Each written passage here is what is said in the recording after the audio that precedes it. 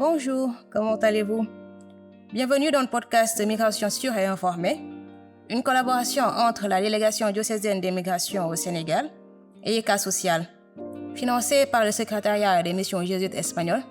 Commençons.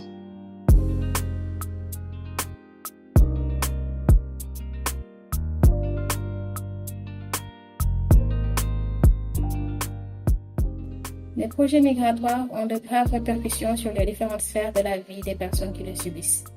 Et la réalité des morts et des disparitions en mer est aussi visible que douloureuse. Cependant, derrière chacun d'entre eux, une femme, une famille, une communauté se trouve de l'autre côté, vivant une attente angoissante, reconfigurant leur vie marquée par l'incertitude et la douleur qui font d'eux des victimes invisibles de cette réalité.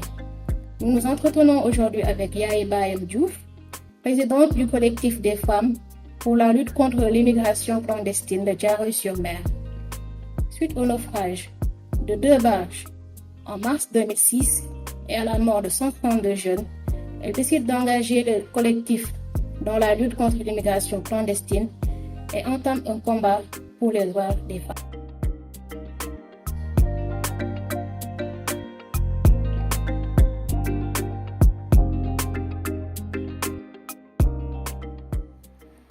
Merci beaucoup.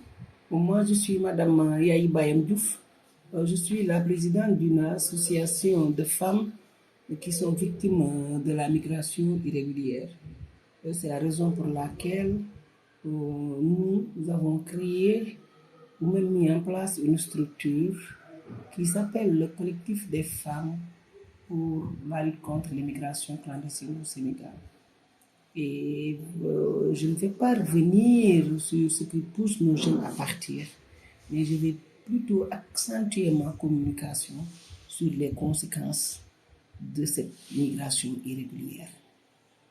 Car nos femmes qui ont perdu nos enfants sont disparus en mer, nous vivons une situation d'incertitude due à la disparition, même à la perte ambiguë, je peux dire, de nos familles. Pourquoi perte ambiguë?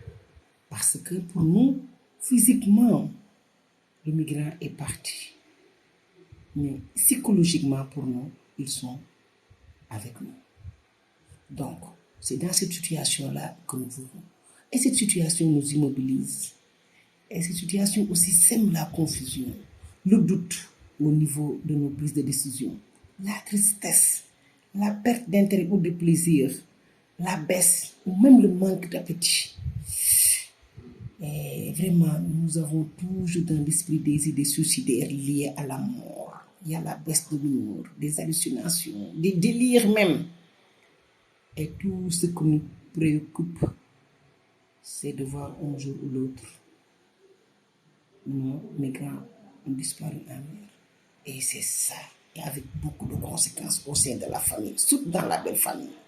Des frustrations, la démoralisation, l'isolement, des problèmes, la discrimination, les violences de toutes formes. Et aussi, on n'en parle pas beaucoup, la situation de nos enfants disparus en mer. Sur le plan scolaire, on a des problèmes. Même sur le plan sanitaire, on a des problèmes. Sur notre plan, je peux dire, nous sommes des croyants sur le plan religieux.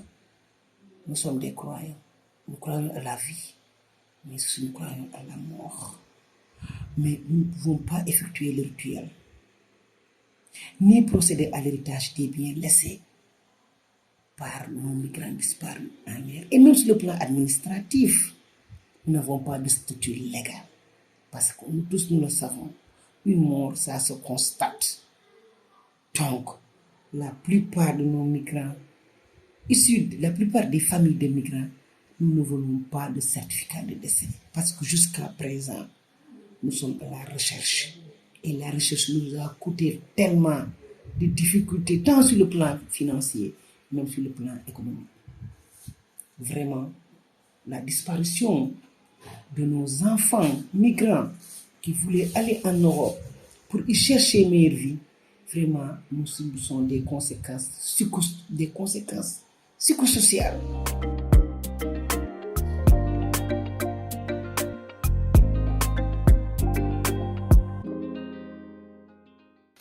qui nous amène même à vouloir partir en mer, les chercher.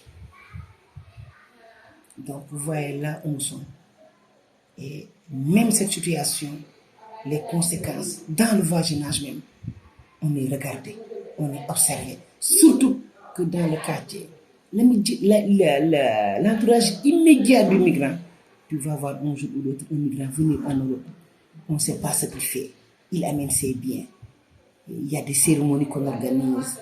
Nous ne voulons même pas partir, assister à ces cérémonies, parce qu'on va entendre des invectives, toute forme de violence, je vous dirais même, des stigmatisations, en disant oui, ce sont les meilleures femmes qui ont produit les meilleurs enfants, qui, quelle que soit la difficulté de la traversée, ils sont plus arrivés en Europe. Bien qu'on ne sache pas ce qu'ils sont en train de faire là-bas, mais ils ont amené de l'argent. Et voilà, la meilleure fille du quartier sera son épouse. La meilleure maison du quartier l'appartient. Pendant ce temps, nous sommes dans des situations incertaines. Et c'est ce qui m'a poussé. La disparition de mon fils en mer a été un déclic pour moi, pour montrer que la femme peut jouer un rôle important par rapport à la lutte contre ces départs massifs de jeunes. Je ne dis à personne de ne pas voyager, de ne pas bouger, parce que l'homme est né libre et a la liberté de circuler, mais il faut circuler dans les voies légales. C'est la raison pour laquelle j'anime beaucoup de conférences, beaucoup d'activités pour montrer aux jeunes les possibilités qu'il y a ici au pays, dignes et honnêtes, qu'ils peuvent avoir. Et par rapport à la situation que nous vivons, nous ne souhaiterons à aucune femme